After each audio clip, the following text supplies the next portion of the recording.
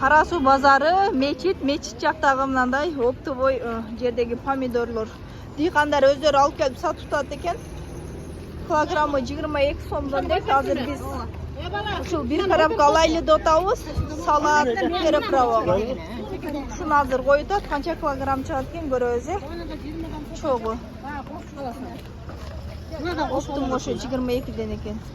Сулуу салатка ылайык. Сулуу салатка ылайык. Канча чыкты? 27. Азыр 30 килограмм кылып алабыз. Ошо примерно 35. Ошо бир коробкасына 35 килограмм батат экен да. Мына болгарский канча экен? 45. Бадыра, немечи, дүмбүлчү? 100 сомго 5 экен дүмбүлчү.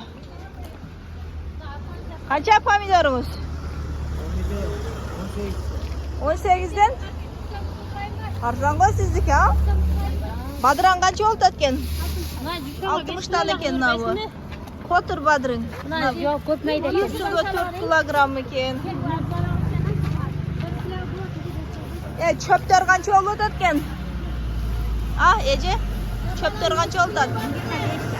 Чөптөр 25ден экен. Азыр көтөрүлүп кетти. Мына жол деген пробка. Бадыран канчадан эже? Мыналар 50ден, мыналар 60тан экен. Майдарактары местныйлар. Дагы көрөбүз, азыр элдер баары салат жапмай, бадырын туздамай эме алек.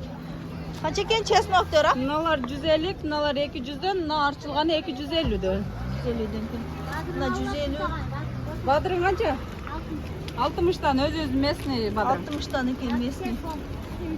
Ушул жака эртең менен келсеңер, мечит жакачы. Ушул жакта оптум арзан сатат да. Көп нерсени. Видео жакса, пайдалуу болсо, лайк басып, комментарий жаза кеткиле. Сиздер үчүн атай тартып атамын. Помидор канча экен?